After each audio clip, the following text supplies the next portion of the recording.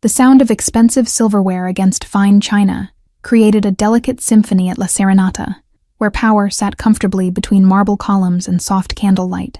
Men in tailored suits nodded respectfully as the Mafia Boss, the most feared man in Asheville, cut into his steak with surgical precision, his presence commanding the room without a single word. Outside, the fog rolled through the North Carolina pines, wrapping the isolated restaurant in a shroud that separated it from the ordinary world. Inside, waiters moved with practiced silence, knowing that in this establishment, interruptions could cost more than just a job.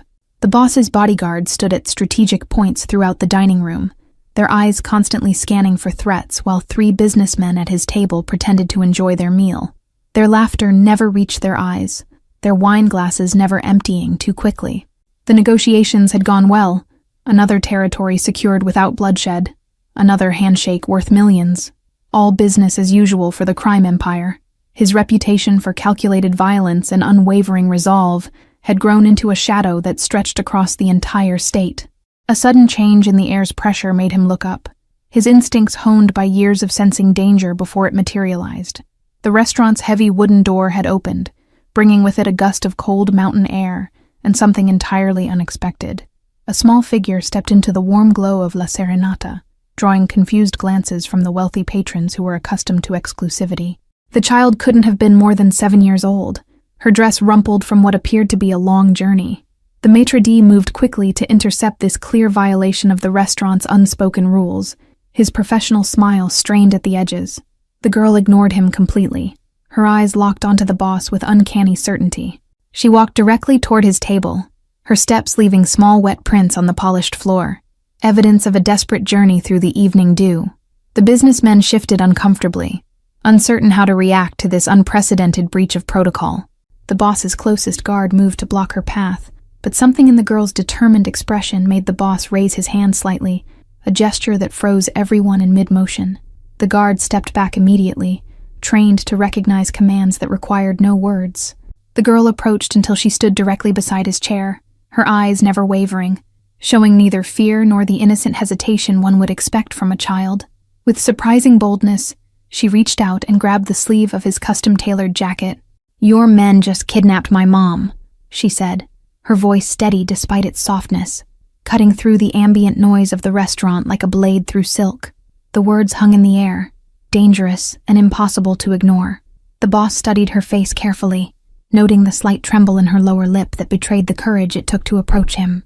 Despite her youth, he recognized the look of someone who had calculated their risks and decided that confronting danger directly was their only option. The restaurant's atmosphere shifted instantly, conversations falling silent as patrons pretended not to notice while straining to hear every word. The bodyguards tensed, hands instinctively moving closer to concealed weapons, awaiting instructions. The businessmen at the table exchanged nervous glances, their half-eaten meals forgotten, as they contemplated how this unexpected interruption might affect their carefully negotiated deals. Their faces betrayed a collective dread at being witnesses to whatever might follow. Time seemed suspended as the boss maintained eye contact with the child, neither yielding in a silent battle of wills that defied all conventional power dynamics. In his world, such boldness from anyone would have serious consequences. "I saw your car take her," the girl continued, her fingers still clutching his sleeve with surprising strength. "Black sedan, scratched left door, tinted windows. Your men weren't careful, and I followed on my bike until they stopped at a warehouse." The specificity of her description caused a barely perceptible change in the boss's expression. Not surprise, but the cold calculation of a man assessing new information that shouldn't exist. He glanced briefly at his head of security, who immediately understood the unspoken question. "Sit," the boss said, gesturing to the empty chair beside him, his voice carrying the quiet authority that had made men twice her size tremble. The girl released his sleeve but remained standing, her eyes never leaving his face. The maitre d' appeared with a glass of water, placing it before the child with a nervous flourish, before retreating hastily. No one in the restaurant dared to interfere, the unspoken rules of La Serenata dictating that the boss's table was sacrosanct territory. "They took her from our apartment an hour ago," the girl continued, her voice lowering but losing none of its intensity. "They said a name, Novak, but that's not us. We're Parker, and she didn't do anything wrong." The boss's security chief approached with deliberate slowness, bending to whisper something in his ear. while maintaining a respectful distance from the child. His words were too quiet for anyone else to hear, but the slight narrowing of the boss's eyes spoke volumes. "The men who took your mother, did they wear pins on their jackets?" the boss asked, his question seemingly irrelevant, but loaded with significance to those who understood his organization's hierarchy. "Little silver arrows here?" The girl nodded once, her eyes widening slightly at the confirmation that she had indeed found the right man. Two men, one tall with a scar above his eye, one shorter with a beard. They both had those pins and they both called someone boss on the phone. The security chief's expression hardened at this description, his hand moving subtly to his earpiece to relay instructions to the rest of the security team. The boss observed this reaction with the detached interest of someone noting yet another problem to solve. "What's your name?" the boss asked, his tone neither friendly nor threatening, simply factual, the voice of a man accustomed to gathering information efficiently. For the first time, the girl hesitated, weighing the risks of revealing more personal details. "Mia," she finally answered, offering only her first name as a calculated compromise between cooperation and caution. "My mom's name is Cora, and she works at St. Mary's Hospital as a nurse. She's not involved in whatever you think she did." The boss gestured again to the empty chair, and this time Mia complied, perching on the edge of the seat like a bird ready to take flight at the first sign of danger, her small hands folded neatly in her lap, a gesture of practiced composure that seemed strangely adult. One of the businessmen cleared his throat, an unspoken request to be excused from this unexpected situation. The boss acknowledged him with the barest nod, and all three men rose from their seats with the synchronized relief of prisoners granted unexpected parole. "How did you find me?" the boss asked once they were alone, genuine curiosity coloring his otherwise emotionless voice. The restaurant had resumed its hushed conversations, though every patron was acutely aware of the unusual tableau at the corner table. "I heard them say La Serenata when they were dragging her out," Mia replied, her matter-of-factness belying the trauma of witnessing her mother's abduction. "I looked it up, took my bike, and waited outside until I saw someone important arrive." The security chief returned, leaning in to murmur something else, and this time a flash of something, perhaps anger, perhaps surprise, crossed the boss's typically impassive face. He turned his full attention back to Mia, studying her with newfound intensity. "It seems there's been a mistake," he said finally, each word measured and precise, revealing nothing of the machinery now in motion behind the scenes. "Your mother was not the intended target, but rather someone in the apartment next to yours." A small, nearly imperceptible exhale escaped Mia. Not relief, not yet, but the first acknowledgement that her desperate gamble might pay off. "So you'll let her go?" she asked, her voice betraying the tiniest quaver, the first crack in her remarkable composure. A nod from the boss sent the security chief away again, this time with more urgency in his step. The boss himself stood, buttoning his jacket with the automatic precision of someone to whom appearance was both armor and weapon. "We're going to get her now." The black Mercedes waited at the curb, engine humming with quiet power, the driver stepping out immediately to open the rear door. The boss gestured for Mia to enter first, a courtesy that seemed at odds with the circumstances of their unusual acquaintance. Inside, the leather seats creaked softly as they settled in, the interior smelling of expensive cologne and the faint metallic tang of gun oil. Mia sat perfectly still, her small frame dwarfed by the spacious back seat, her eyes fixed on the passing streetlights. "How did you know which car to follow?" the boss asked, breaking the silence as they wound through Asheville's misty streets. He seemed genuinely curious about her methods, perhaps even impressed by the resourcefulness of someone so young. "Mom taught me to notice details. She says it keeps you safe," Mia replied, her gaze still on the window. "The tall man has a unique walk, limps slightly on his right side. I spotted him 3 blocks away and just kept following." The driver navigated through increasingly industrial areas of the city, passing shuttered warehouses and empty loading docks. The boss made a phone call, speaking in low tones that Mia couldn't quite make out, despite her obvious attempts to eavesdrop. Tension filled the car as they approached their destination, a nondescript concrete building with a single light burning above a metal door. 2 men stood guard outside, straightening immediately at the sight of the approaching Mercedes. "Wait here," the boss commanded as the car stopped, his tone making it clear this was not a suggestion. Mia nodded once, watching intently as he exited the vehicle and approached his men, who visibly stiffened at his unexpected arrival. Words were exchanged, too distant for Mia to hear, but the body language of the guards told a story of confusion and mounting concern. One man gestured defensively, the other checked his phone repeatedly, both clearly unprepared for their boss's presence. Through the car window, Mia watched the boss enter the building, followed closely by his anxious subordinates. Minutes stretched like hours as she waited, her small fists clenched tightly in her lap, eyes never leaving the metal door through which he had disappeared. When the door finally opened again, the boss emerged alone, his expression unchanged, but his pace quicker, more purposeful. He returned to the car and slid into the seat beside Mia, nodding once to the driver who immediately put the vehicle in motion. "Was she there?" Mia asked, unable to contain the question any longer, her composure finally cracking under the weight of uncertainty. "Did they hurt her?" Her voice trembled slightly, betraying the fear she had so valiantly suppressed. "She's unharmed," the boss replied, his tone matter-of-fact but not unkind. "My men are bringing her out now in a separate vehicle. We'll meet them at a safer location."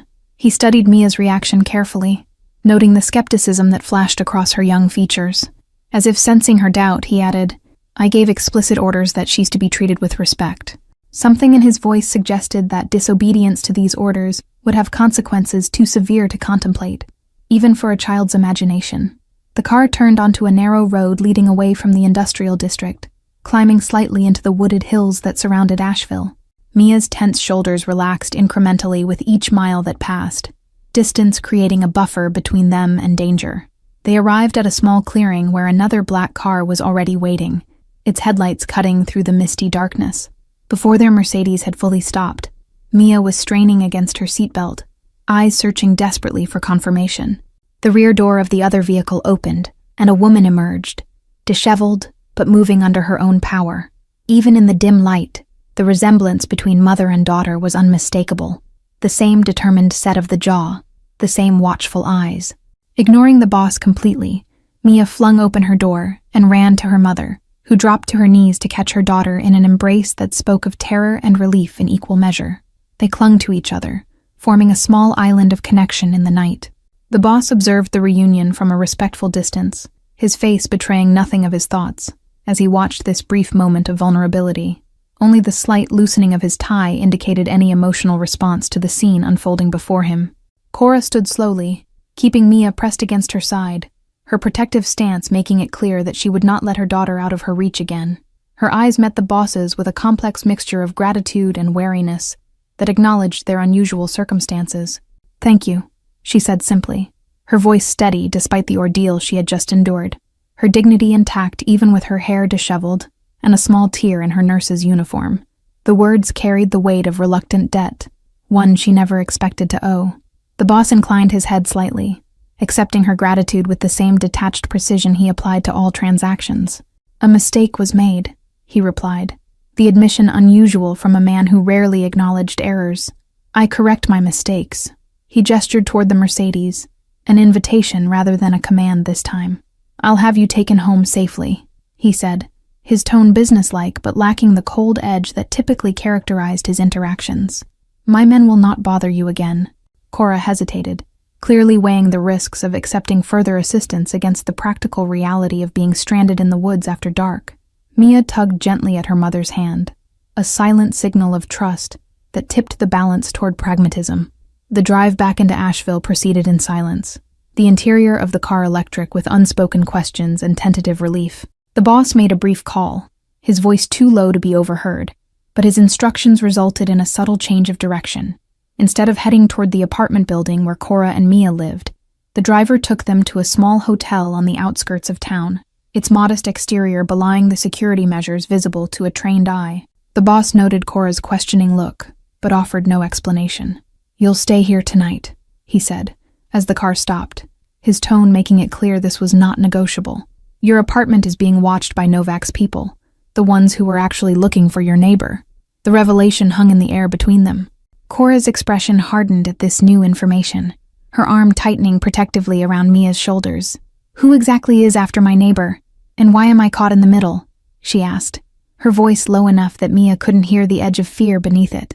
The boss studied her for a moment, seemingly calculating how much to reveal.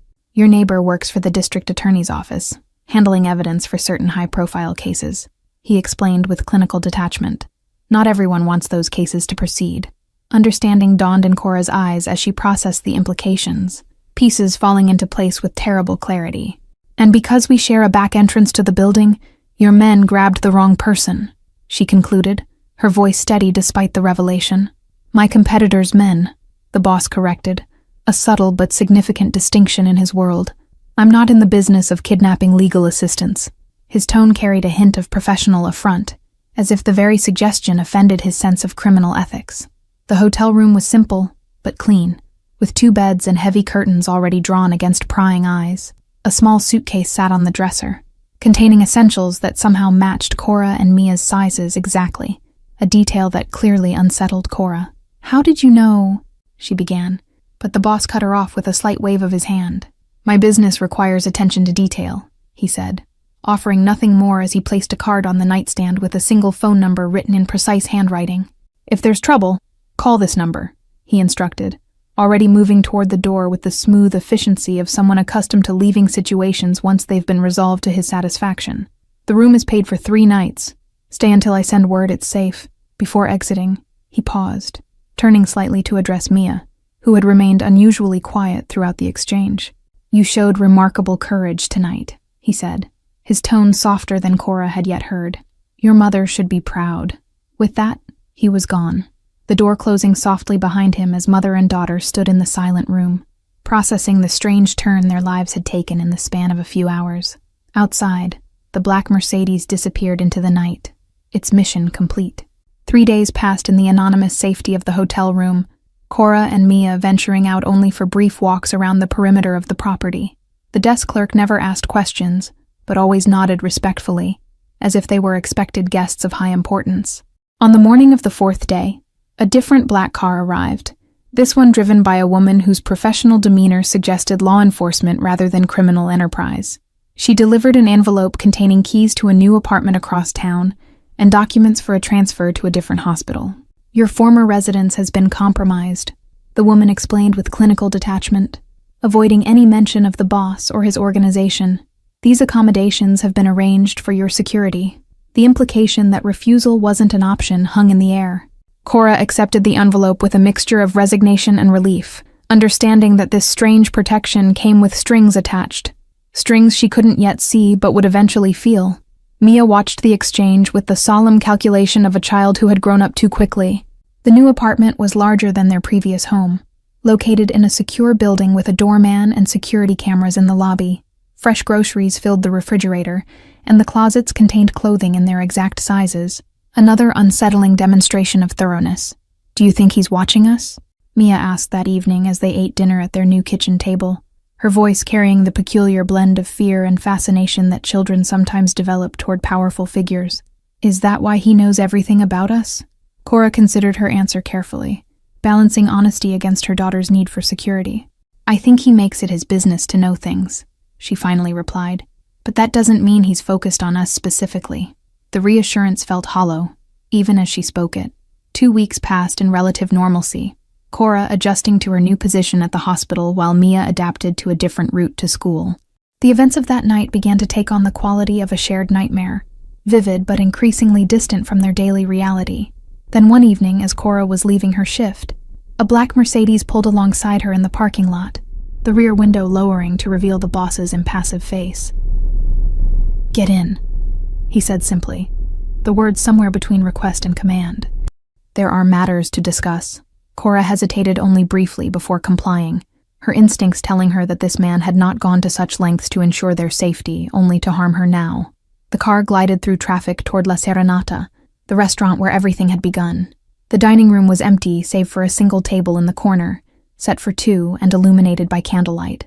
The boss gestured for her to sit, maintaining a formal distance that acknowledged the unusual nature of their connection. "You've settled into your new position," he observed. "You've been monitoring me," Cora replied, neither a question nor an accusation, but a simple statement of fact. She met his gaze directly, determined to show no fear despite the power imbalance between them. "Why am I here tonight?" The boss signaled to a waiter who appeared silently with 2 glasses of wine, then vanished again with practiced discretion. "Novak was arrested yesterday," he said, after taking a measured sip. "The threat to your former neighbor, and by extension to you, has been neutralized." Cora absorbed this information, unsure whether to feel relief or deeper concern at being included in this criminal confidence. "So, we're free to go back to our lives?" she asked, unable to keep a note of skepticism from her voice. "No further connection to your world?" A ghost of a smile touched the boss's lips, there and gone so quickly it might have been imagined. "Connections, once formed, are rarely severed so cleanly," he replied, his words carrying layers of meaning beyond their surface. "But you're not in danger anymore." He reached into his jacket and withdrew a small velvet box, placing it on the table between them. "This belongs to your daughter," he said, nodding for Cora to open it. Inside lay a delicate silver necklace with a small pendant, a tiny arrow matching the pins his men wore. "Why would this belong to Mia?" Cora asked, confusion and wariness mingling in her expression as she studied the necklace without touching it. "She's never owned anything like this." The implication of a gift from him carried complications she wasn't prepared to accept. The boss leaned forward slightly, his usual mask of detachment slipping to reveal something more complex beneath. "It's not a gift, it's protection," he explained, his voice lowered, though no one else was present to hear. "Anyone who sees this will know she's under my security." Cora closed the velvet box without taking the necklace, pushing it gently back across the table. "I appreciate what you did for us," she said carefully, "but we can't be connected to your world." Her voice carried the quiet conviction of a line she wouldn't cross. The boss made no move to retrieve the box, his expression unchanged as he studied her refusal. "You misunderstand," he replied after a moment, his tone neutral but intent. "This isn't an invitation into my organization. It's insurance against ever being mistaken for a target again." A waiter appeared with their first course, the timing too perfect to be coincidental, creating a natural pause in the conversation. Cora used the interruption to gather her thoughts, weighing practicality against the principle of remaining untangled from this man's influence. "My daughter found you because she's observant and resourceful," she finally said, meeting his gaze directly. "Those qualities will protect her better than any symbol." The statement carried both maternal pride and a subtle rejection of his offered protection. Something shifted in the boss's expression, not disappointment, but a new assessment, as if Cora had surprised him. "Your daughter risked everything approaching me that night," he observed. "That kind of courage deserves recognition in my world." He took another sip of wine, his movements deliberately slow as if giving her time to reconsider. "There are men in this city who would think nothing of eliminating witnesses, even young ones," he continued, the implicit warning clear beneath his measured tone. Cora tensed at the mention of danger to Mia, her protective instincts flaring instantly. "Are you threatening us?" she asked, her voice barely above a whisper but sharp with sudden fear. "Is this how you ensure our compliance?" The boss shook his head once, decisively. "If I wanted your compliance, I would have demanded it the night we met," he replied, something almost like offense coloring his tone. "I'm offering protection without asking anything in return, an unusual arrangement in my experience." Their main courses arrived, perfectly timed again to ease the tension that had built between them. They ate in silence for several minutes, the exquisite food at odds with the complex negotiation taking place across the table.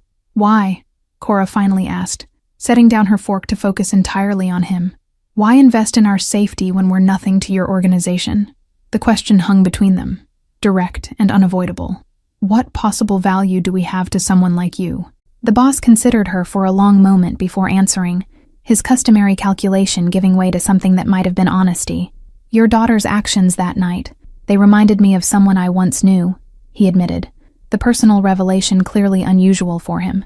Cora waited, sensing there was more he wasn't saying, the candlelight casting shadows across his features that seemed to reveal and conceal in equal measure. The restaurant remained eerily empty, creating the illusion that time itself had paused for their conversation. "Someone important to you," she prompted when he didn't continue, her nursing instincts recognizing the signs of a painful memory beneath his controlled exterior. "Someone you couldn't protect." The guess was intuitive rather than informed, but his slight tensing confirmed its accuracy. He didn't acknowledge her insight directly, instead returning to the business at hand with practiced detachment. "The necklace is yours to accept or refuse," he said, rising from his chair with the conversation clearly concluded. "But my protection remains either way." As he prepared to leave, Cora made a decision, reaching for the velvet box and opening it again. "I'll keep it," she said quietly, not as a symbol of ownership, but as acknowledgement of a debt. She met his eyes with the same directness Mia had shown that first night, The boss nodded once, accepting her terms without comment. "A car will take you home," he said, gesturing toward the entrance where his driver was already waiting. "We won't speak again unless absolutely necessary." The statement carried the weight of both promise and warning. As Cora walked toward the exit, she turned back briefly to find him watching her with an expression she couldn't quite interpret. Not the calculating assessment of a criminal assessing an asset, but something more human, more complex, that vanished the moment their eyes met. The black Mercedes delivered her home in silence, the driver never speaking as they wound through Asheville's nighttime streets. When Cora entered the apartment, she found Mia asleep on the couch, a book about flowers open on her lap, an ordinary moment in a life that had briefly touched the extraordinary. Months passed, seasons shifted, and Asheville's mountain air turned crisp with autumn as Cora and Mia settled into their new lives. The necklace remained in its velvet box, tucked away in Cora's dresser drawer, acknowledged but unused, a reminder of power and obligation held in careful balance. October arrived with its palette of reds and golds, transforming the mountains surrounding the city into a canvas of fiery colors. Mia thrived in her new school, her natural intelligence and quiet confidence earning her both academic success and cautious friendships. Cora's position at the hospital had evolved from temporary placement to permanent role, her competence and dedication recognized by the administration.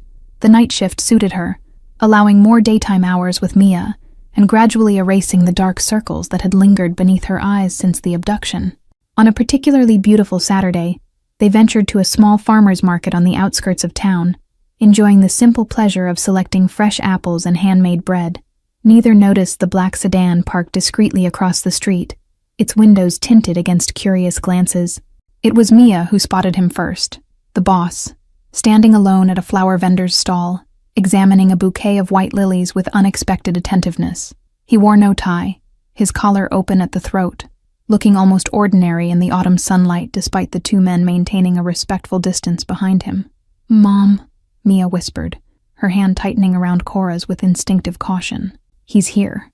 The simple statement carried complex emotions, wariness, curiosity, and the peculiar connection forged in moments of crisis that never fully dissolves.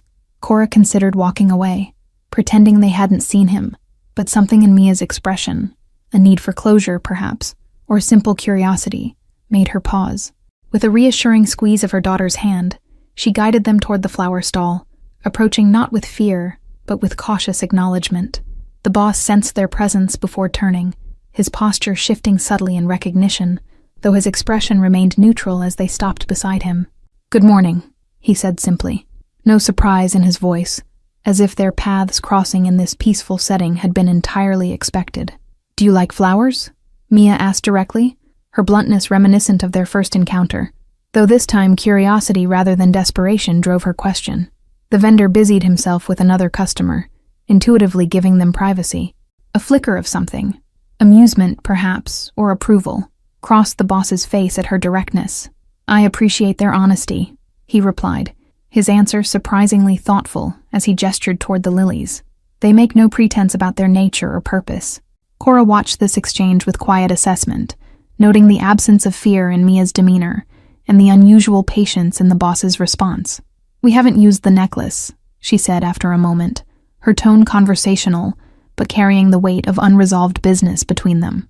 "Yet you've been safe," he observed, selecting a small bouquet with deliberate care and paying the vendor without haggling, an unusual courtesy in the market's culture of friendly negotiation.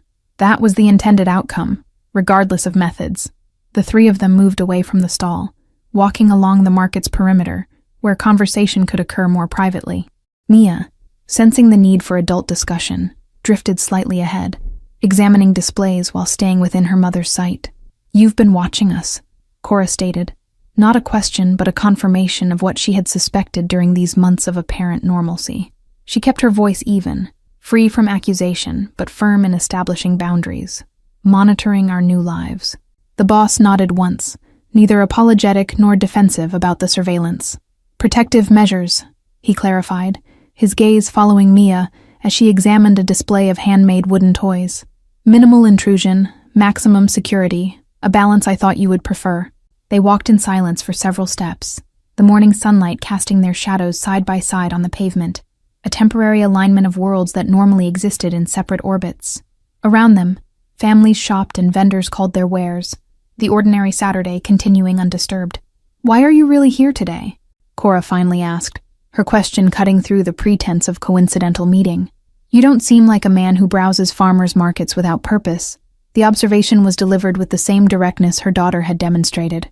He considered her question with unusual openness, the calculating mask slipping momentarily to reveal something more complex beneath. "Sometimes I find myself curious about ordinary moments," he admitted, the confession clearly costing him something in vulnerability.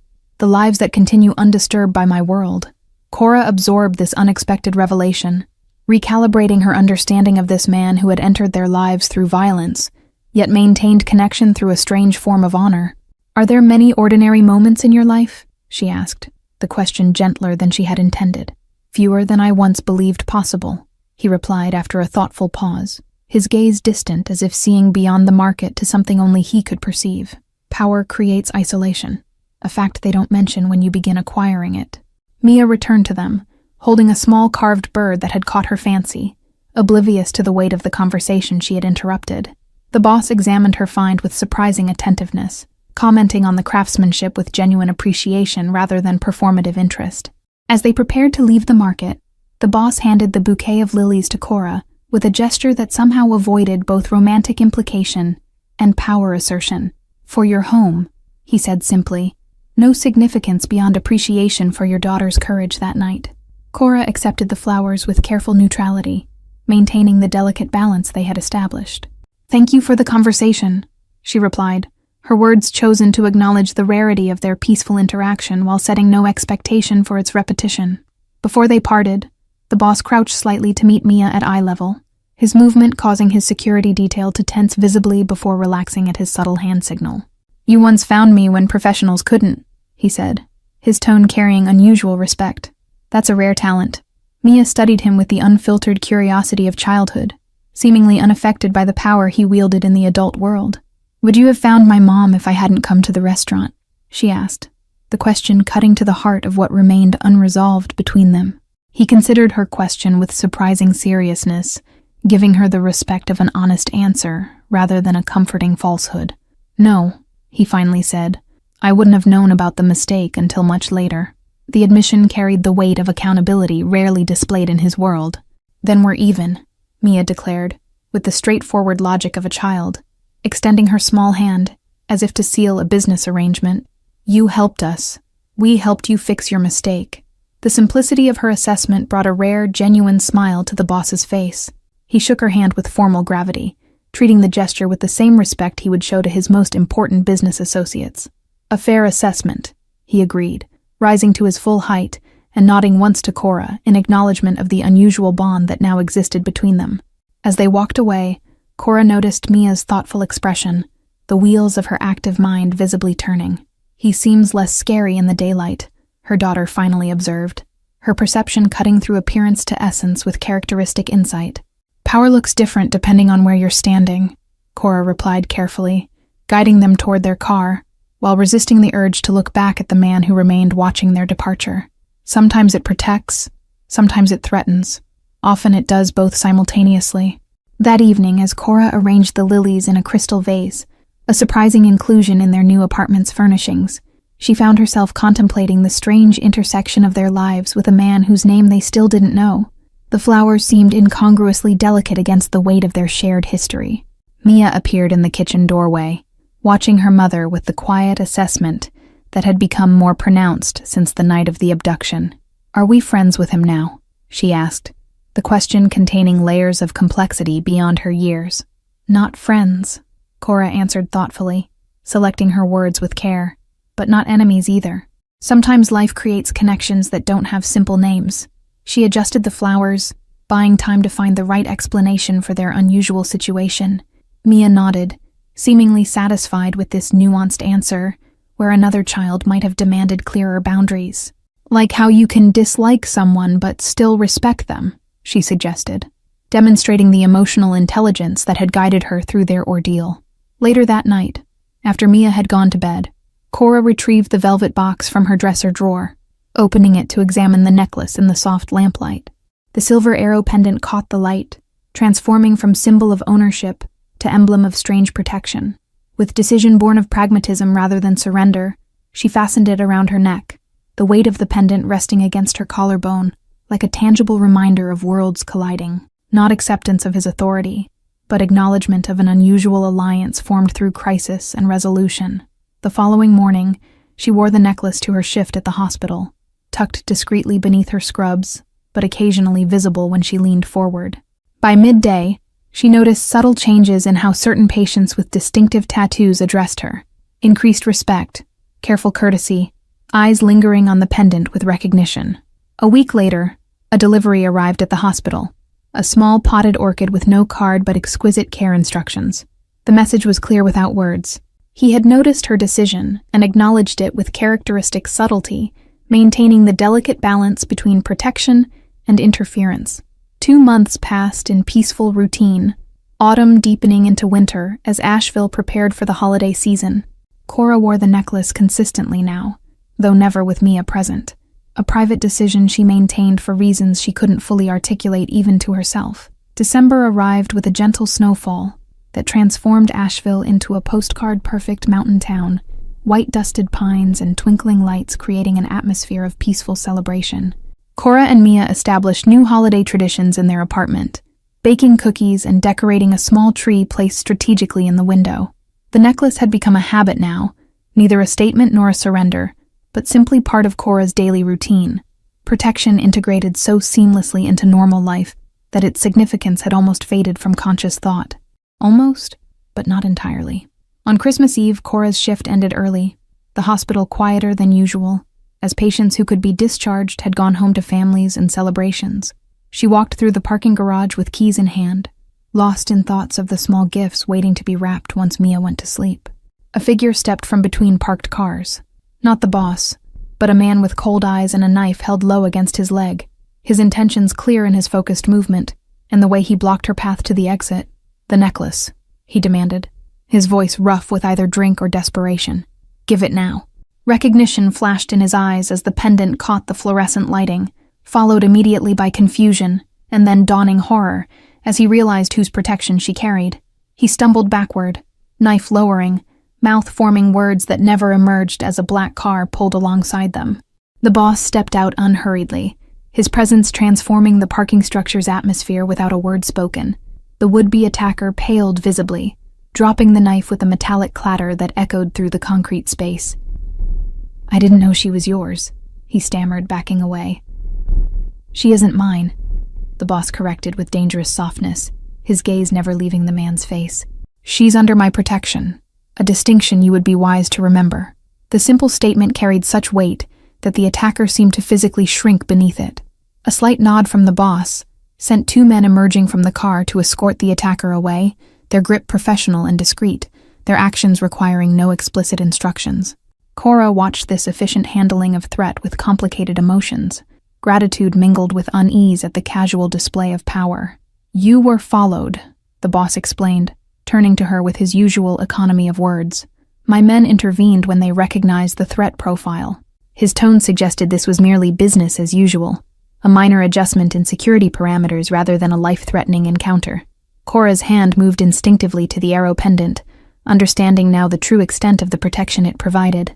"Thank you," she said simply, the words inadequate but sincere. "For Mia's sake." The qualification was important to her, maintaining the boundaries she had established. He acknowledged her gratitude with a slight inclination of his head, observing her with that same assessing gaze that seemed to catalog details others would miss. "You've been working double shifts," he noted, the observation suggesting a level of monitoring she hadn't anticipated. "Medical school fund," Cora explained briefly, surprised to find herself sharing personal goals with this man who existed so far outside her normal life. For Mia, eventually, if that's what she wants.